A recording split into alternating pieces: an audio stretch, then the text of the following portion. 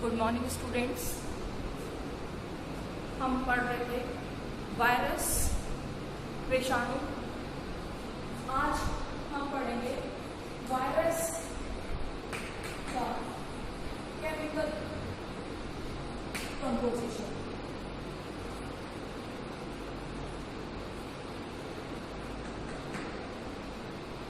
Virus का रासायनिक संगठन।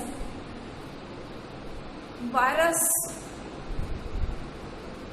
एक सजीव और निर्जीव के बीच की कड़ी है। वायरस की संरचना कोशिका के जैसे नहीं होती। वायरस में न्यूक्लियस, साइटोप्लाज्म, प्लाज्मा मेम्ब्रेन और दूसरे स्ट्रक्चर जो हैं कोशिका में पाए जाते हैं वो वायरस में नहीं पाए जाते। वायरस में केवल न्यूक्लिक एसिड पाया जाता है जो या तो डीएनए होता है या आरएनए, दोनों में से एक प्रकार का न्यूक्लिक एसिड पाया जाता है केंद्र में, जो कि चारों तरफ प्रोटीन के सुरक्षात्मक आवरण से घिरा रहता है। ये स्ट्रक्चर हम पहले देख चुके हैं। ये जो स्ट्रक्चर है वायरस का, ये इलेक्ट्रॉन माइक्रोस्कोपिक स्टडीज के बेसिस पर ये बताया गया है कि हर वायरस जो है बीच में एक सेंट्रल कोर या न्यूक्लिक एसिड कोर से बना हुआ होता है, जिसके चारों तरफ प्रोटीन शीट पाई जाती है। तो डिफरेंट पार्ट जो है जो मिलकर वायरस का स्ट्रक्चर और केमिकल कंपोजिशन बनाते हैं, वो अगर हम देखें तो फर्स्ट पार्ट उसका है न्यूक्लियोइड।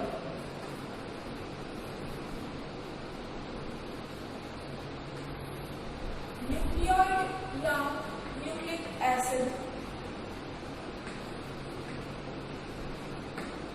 न्यूक्लिक एसिड जो है वो मेन पार्ट है, इम्पोर्टेंट पार्ट है वायरस का। और ये जो न्यूक्लिक एसिड है ये एनिमल वायरस में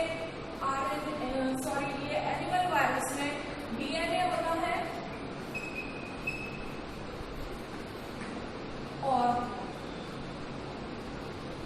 बैक्टीरियोफेजेस में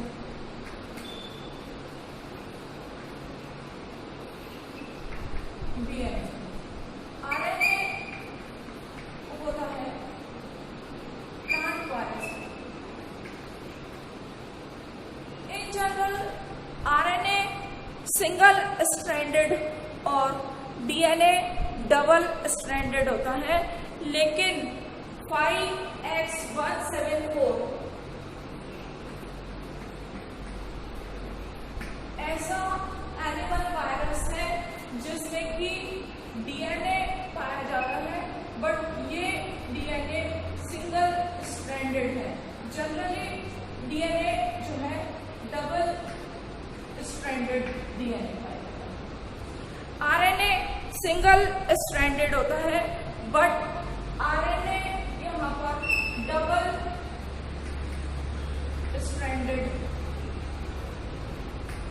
आरएनए पाया जाता है रियो वायरस में, जो कि एक एनिमल वायरस है। इसमें डबल स्ट्रैंडेड आरएनए पाया जाता है। ये जो न्यूक्लिक एसिड है, चाहे वो डीएनए हो या आरएनए हो, कॉमनली या ज्यादातर में लीनियर या रेखीय जो है न्यूक्लिक एसिड, रेखीय डीएनए या रेखीय आरएनए होता है। बट पॉलीफेज एक्स वायरस जो है उसमें जो है ये एक्सेप्शन है। इसमें क्या है, सर्कुलर न्यूक्लिक एसिड पाया जाता है। इसमें सर्कुलर डीएनए है। रेखीय के बजाय डीएनए पॉलीफेज वायरस में, पॉलीफेज एक्स वायरस में ये पाया जाता है। न्यूक्लिक एसिड जो है वो मेन इन्फेक्टिव पार्ट है वायरस का। न्यूक्लिक एसिड ही वायरस को एक अपनी आइडेंटिटी देता है। वो जो है प्रोटीन सिंथेसिस करता है और इस प्रोटीन सिंथेसिस के प्रक्रिया के द्वारा जो है वायरस का रेप्लिकेट होता है। रेप्लिकेशन से एक वायरस से कई वायरॉन्स बनते हैं और जनरली एक वायरस के अंदर एक न्यूक्लिक एसिड पाया जाता है। एक वायरस के अंदर एक मॉलिक्यूल आरएनए या एक मॉलिक्यूल डीएनए सामान्यतः पाया जाता है, लेकिन कुछ एक वायरस ऐसे होते हैं जिसमें 4 या 5 मॉलिक्यूल भी प्रेजेंट हो सकते हैं। तो ये जो है न्यूक्लिक एसिड, चाहे वो डीएनए हो या आरएनए, वायरस का सबसे प्रमुख भाग यही है, चीफ इन्फेक्टिव पार्ट है। वायरस की जो भी प्रॉपर्टीज होती है वो इस न्यूक्लिक एसिड पार्ट के कारण है। ये पार्ट चारों तरफ प्रोटीन के एनवेलप से घिरा रहता है। तो नेक्स्ट पार्ट है न्यूक्लिक एसिड 4 के बाद नेक्स्ट पार्ट है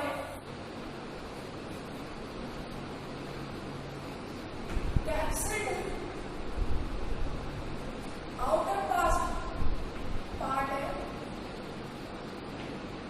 डीएनए या आरएनए का। न्यूक्लिक एसिड को चारों तरफ से घेरे रहता है।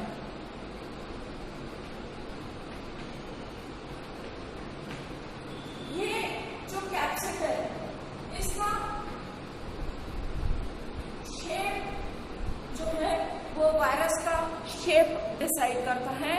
कैप्सिड का शेप क्यूब जैसा होता है, क्यूबिकल या लीनियर भी हो सकता है। कैप्सिड का हेलिकल भी हो सकता है या टेडपोल जैसा बैक्टीरियोफेज में होता है, कॉम्प्लेक्स सिमेट्री वाला। तो जो भी शेप होता है कैप्सिड का वो वायरस का शेप डिसाइड करता है। एक कैप्सिड बहुत सारे कैप्सोमर्स से मिलकर बना होता है, या हम कह सकते हैं कि कैप्सोमर कैप्सिड की यूनिट है।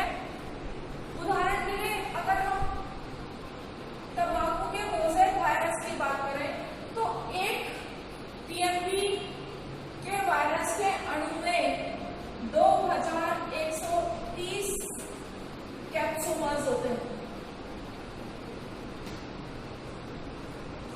टर्निप मोज़ेक वायरस में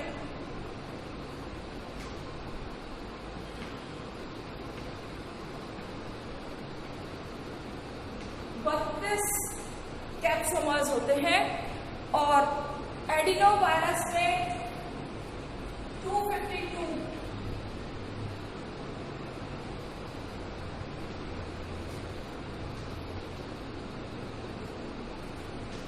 5X174 में 12।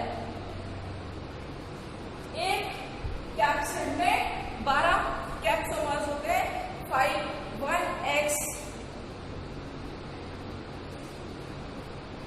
5X174 वायरस में। तो ये जो कैप्सिड है ये बहुत सारे कैप्सोमर्स से मिलकर बनी हुई होती है, जिनकी संख्या अलग अलग वायरस में निश्चित होती है। वो उस विशेष वायरस का कैरेक्टरिस्टिक फीचर होती है। और ये जो कैप्सिड है ये बहुत इम्पोर्टेंट होता है वायरस के लिए। इसके कई काम होते हैं। सबसे इम्पोर्टेंट काम है इसका प्रोटेक्शन का, कि ये सुरक्षा का काम करते हैं। आउटर मोस्ट एनवेलप बनाते हैं, उसकी बाहरी सतह बनाते हैं और सुरक्षा का काम करते हैं। जो केंद्र में, जो अंदर की तरफ न्यूक्लिक एसिड है उसको सुरक्षा का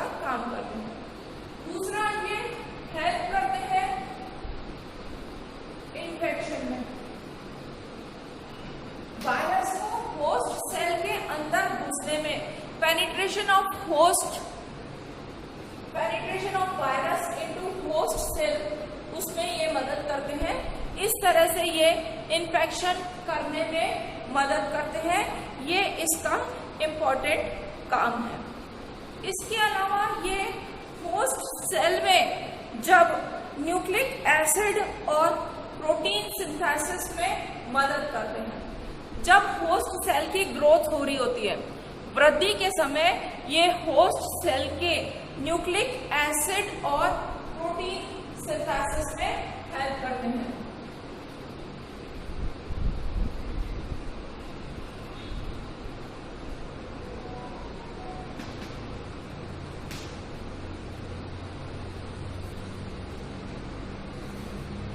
इसके अलावा फोर्थ ये है कि ये एंटीजेनिक नेचर के होते हैं। तो ये जो है ये इम्पोर्टेंट फंक्शन है कैप्सिड के। वायरस का सेकेंड कंपोनेंट है कैप्सिड। थर्ड कंपोनेंट है एनवेलप। प्लांट वायरस जो है न्यूक्लिक एसिड और कैप्सिड से मिलकर बना होता है।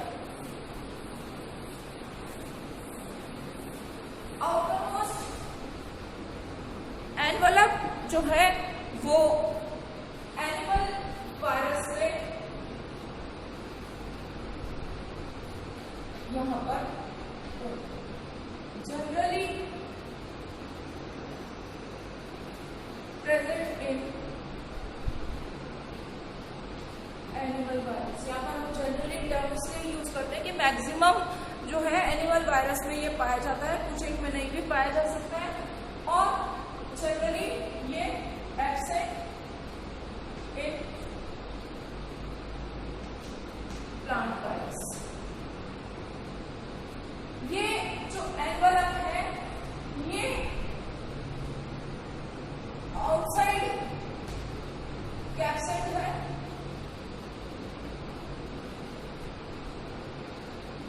एक्स्ट्रा लेयर या कोट के फॉर्म में होता है कैप्सिड के बाहर। और ये लिपोप्रोटीनेशियस नेचर का होता है। लिपिड और प्रोटीन का बना हुआ होता है। ये जो लिपोप्रोटीनेशियस नेचर का होता है, इसमें से प्रोटीन तो वायरस से मिलती है, प्रोटीन का डेरिवेशन थ्रू वायरस होता है। और लिपिड जो है वो होस्ट सेल से प्राप्त होता है। ये अगर हम प्रोसेस देखें कि किस तरह से ये बनता है, आउटर एनवेलप कैसे बनता है, तो इसको हम 3 स्टेप्स में बहुत आसानी से देख सकते हैं। ये जो है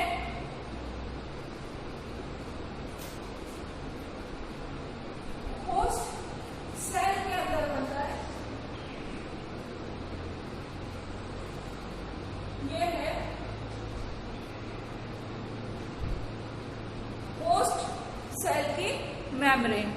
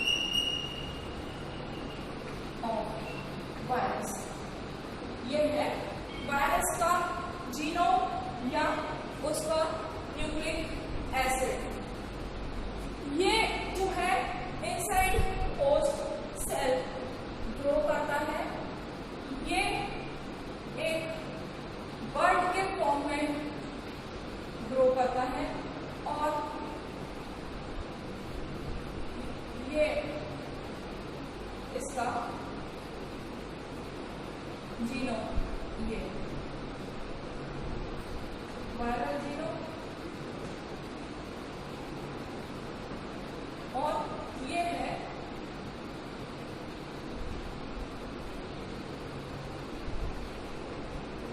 होस्ट सेल मेम्ब्रेन। इस होस्ट सेल से ये जो मेम्ब्रेन होनी चाहिए थी, इस मेम्ब्रेन में लिपिड और प्रोटीन लेयर ये यहाँ पर सम्मिलित है। लेटर ऑन ये जो है ये एक सर्कुलर बड के फॉर्म में इससे बाहर निकल जाती है, जिसके कि अंदर ये जो है ये जेनेटिक मटेरियल या वायरल जीनोम है। इस वायरल जीनोम के बाहर ये जो स्ट्रक्चर है, ये स्ट्रक्चर है आउटर एनवेलप।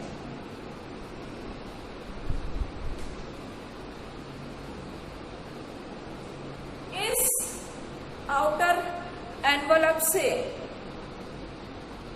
कुछ स्मॉल हेयर लाइक स्ट्रक्चर, जिनको कि स्पाइक्स कहते हैं, ये निकलते हैं। ये जो स्पाइक्स हैं, ये छोटी छोटी आउटग्रोथ्स हैं और इनकी लेंथ लगभग 10 mm के करीब लेंथ होती। ये जो स्ट्रक्चर है ये आउटर एनवेलप है। आउटर एनवेलप में और मे नॉट प्रेजेंट। कुछ एनिमल वायरस में ये आउटर एनवेलप पाया जाता है, जिसका कि एग्जाम्पल हमने कल देखा था, हर्पीज वायरस या पॉक्स वायरस। इन वायरस में ये 10 से 18 mm मोटी परत होती है, जो कि कैप्सिड को चारों तरफ से घेरे रखती है और ये प्रोटेक्शन या सुरक्षा का काम करती है, एक्स्ट्रा प्रोटेक्शन प्रोवाइड करती है एनिमल वायरसेस में। नेक्स्ट जो कंपोनेंट है इसका वो है एंजाइम्स।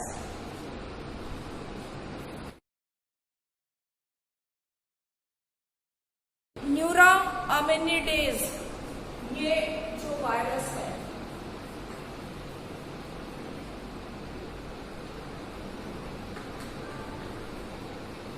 ये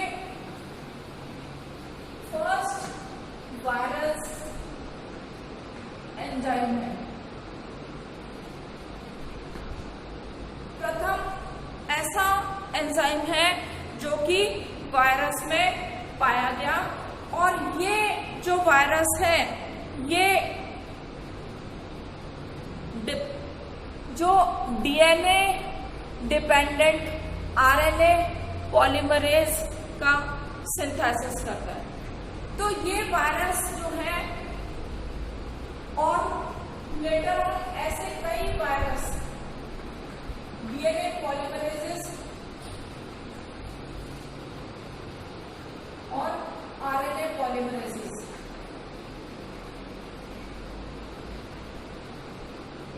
ये जो है दोनों तरह के वायरस इसमें देखे गए और इनको संयुक्त रूप से ट्रांसक्रिप्टेज कहा। ये जो दोनों वायरस हैं, ये मैसेंजर आरएनए का सिंथेसिस करते हैं वायरस के न्यूक्लिक एसिड में से। तो जो वायरस का न्यूक्लिक एसिड है उसमें मैसेंजर आरएनए का सिंथेसिस करते हैं, और ये कुछ जो फंक्शन है इनका वो ऐसा है कि इनकी हेल्प से वायरस इन्फेक्शन और ग्रोथ कर सकता है। अगर किसी भी तरीके से इन एंजाइम को वायरस में से निकाल दिया जाए तो वो वायरस इनकैपेबल हो जाता है होस्ट सेल में इन्फेक्शन करने के लिए। ये थे वायरस। वायरस के अलावा कार्बोहाइड्रेट्स,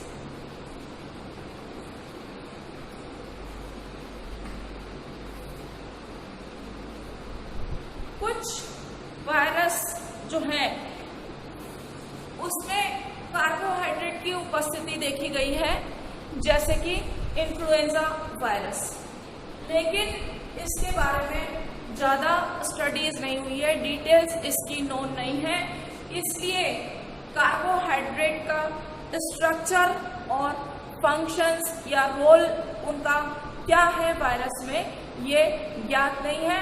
बट कुछ एक वायरस जैसे इन्फ्लुएंजा में कार्बोहाइड्रेट की उपस्थिति जो है वो नोटिस की गई है। तो ये था केमिकल कंपोजिशन ऑफ वायरस।